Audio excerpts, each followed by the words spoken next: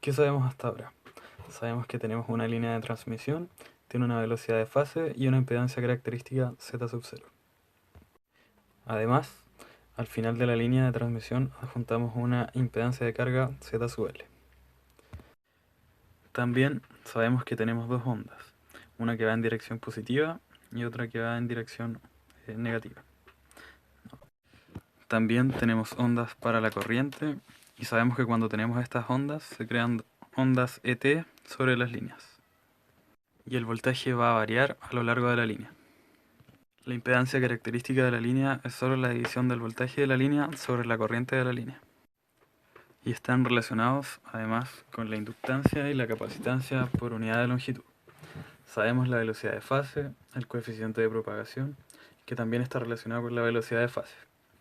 Si tenemos la impedancia, si tenemos la frecuencia, tenemos todo lo necesario para hacer muchos cálculos. Sabemos que la onda negativa y la onda positiva están relacionados por el coeficiente de reflexión, el cual es solo una función de la impedancia característica de la línea y de la impedancia de carga. Pero hay una pequeña duda. Si el voltaje de Z varía y la corriente I de Z varía a lo largo de la línea, ¿eso significa que la impedancia varía a lo largo de la línea también? La respuesta parece ser no, pero en realidad sí, ya que el voltaje y la corriente varían en forma de ondas eléctricas transversales. Así que se debe entender que la impedancia característica es la impedancia de una línea que no está conectada a nada al final de ella. ¿Cómo encontramos una expresión matemática? Solo escribimos la impedancia dependiente de Z como el voltaje que depende de la posición de la línea sobre la corriente que depende de la posición de la línea. Teniendo las ecuaciones de onda aquí, podemos tener la expresión y simplificarla, dándonos cuenta de que cada onda de voltaje negativa puede ser reemplazado por gamma multiplicado por la onda de voltaje positiva.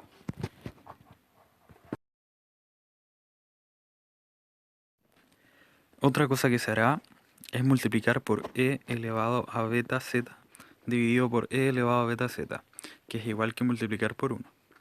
Eso nos permitirá eliminar estos términos y doblar estos otros. Luego tenemos una expresión igual a esta.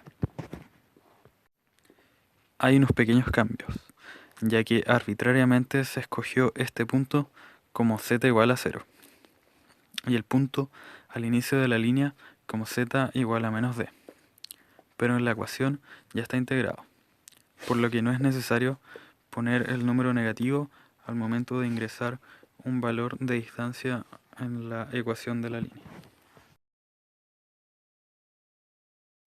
Ahora sabemos cuál es la impedancia de entrada de la línea. Esta expresión puede parecer bastante complicada, porque nos damos cuenta de que el coeficiente de reflexión puede ser un número complejo. Pero hemos sido capaces de encontrar la impedancia de entrada de la línea, usando cualquier valor de E, no necesariamente uno ubicado al extremo de la línea. Si sabemos la impedancia, sabemos la velocidad de fase, y sabemos la impedancia de la carga Z sub L, y sabemos qué tan larga es la línea, se puede calcular el voltaje de la señal provisto a la carga. No sabemos cuál es el voltaje que estamos enviando a través de la línea, pero podemos calcularlo. Para esto, lo que hacemos es poner un generador no solo como una fuente de voltaje, ya que tiene también una impedancia característica Z sub G, que es la impedancia característica o propia del generador. Tenemos un voltaje de generador V sub G con una impedancia Z sub G, y esto es lo que hacemos. Tomamos la impedancia de carga, calculamos el coeficiente de reflexión, conocemos beta, conocemos el largo de la línea, sabemos que la impedancia de la línea, y con todo esto ponemos Z sub D en la entrada de la línea. Entonces, Z de D, o la impedancia de entrada que se ve aquí, ahora tenemos una fuente de voltaje, una impedancia Z sub G y una impedancia de entrada. Este es un divisor de voltaje, el cual es muy fácil de resolver. Por tanto, la onda de voltaje positiva es igual a la impedancia de entrada dividido en la suma de la impedancia del generador sumado a la impedancia de entrada.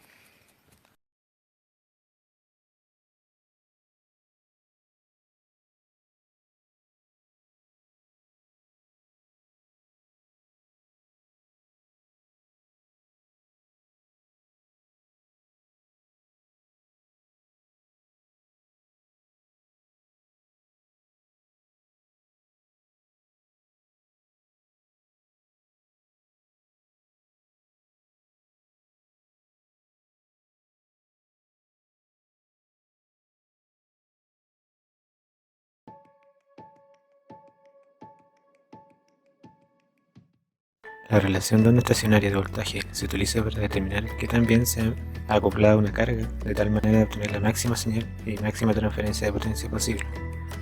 A continuación, una línea de transmisión que posee una impedancia característica Z sub 0. Al final de esta línea se conecta una carga con una impedancia Z sub L. También sabemos que existe tanto una onda de voltaje como una onda de corriente, y que la relación que existe entre la amplitud de la onda que va en dirección positiva con la amplitud de la onda que va en dirección negativa es simplemente el coeficiente de reflexión visto anteriormente. Como existe una onda de voltaje hacia la derecha positiva, también existe una onda de voltaje hacia la izquierda que corresponde a la onda reflejada, la cual no necesariamente debe tener la misma amplitud que la onda positiva. Al sumar estas dos ondas se obtiene lo que se llama una onda estacionaria. La amplitud de la onda resultante no es constante y varía de acuerdo con la posición de la onda en la línea de transmisión. Aquí quizás se podría pensar que la onda no se mueve, pero esto no es cierto, ya que existe variación en el tiempo. Para aclarar mejor este concepto, veamos la siguiente simulación, donde se ve cómo se forma una onda estacionaria en una línea de transmisión. Aquí se puede ver la simulación de dos ondas. La onda positiva se está moviendo hacia la derecha y la onda negativa hacia la izquierda. La suma de estas dos ondas se puede apreciar en color rojo. Además se puede ver que la amplitud va variando, o sea, no está en estado estacionario. Si se ponen dos puntos pequeños sobre la onda y estos puntos están sobre estas líneas negras, podemos ver que el punto a la derecha, alrededor de menos 0,44, tiene una amplitud mayor que en el punto ubicado a la izquierda, en el punto menos 0,8. Con esto podemos ver que la amplitud es dependiente. Se puede ver mejor si se trazan todos los puntos en el espacio. De esta forma se puede ver que la amplitud de la onda varía a lo largo de la línea. Bien, la razón de onda estacionaria, S, está dada por esta expresión, la cual es la razón entre el valor máximo y el valor mínimo de la amplitud de voltaje observada en una onda estacionaria. Esta ecuación puede simplificarse quedando en términos del coeficiente de reflexión en la carga. Ahora vamos a ver algunos casos particulares de ROE. El caso ideal se da cuando al final de la línea se conecta una carga con la misma impedancia que la impedancia característica de esta línea. Además, en este caso no existe reflexión de la onda. Entonces el coeficiente de reflexión en la carga es 0. Por lo tanto, el ROE solo es una constante con un valor igual a 1. Otro caso se da cuando la línea se conecta en cortocircuito, en ausencia de una impedancia de carga. Aquí la onda reflejada tiene la misma amplitud que la onda incidente, pero con un desfase de 180 grados. Así el coeficiente de reflexión es igual a 1 y de esta manera el ROE tiende a infinito.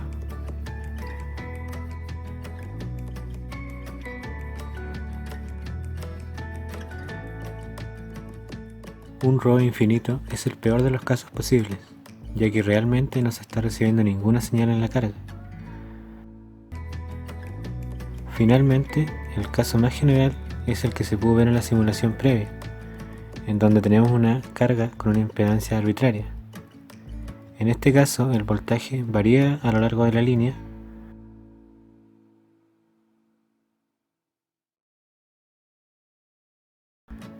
por lo cual el ROE básicamente va a variar entre los valores mayor o igual a 1 y menor que infinito.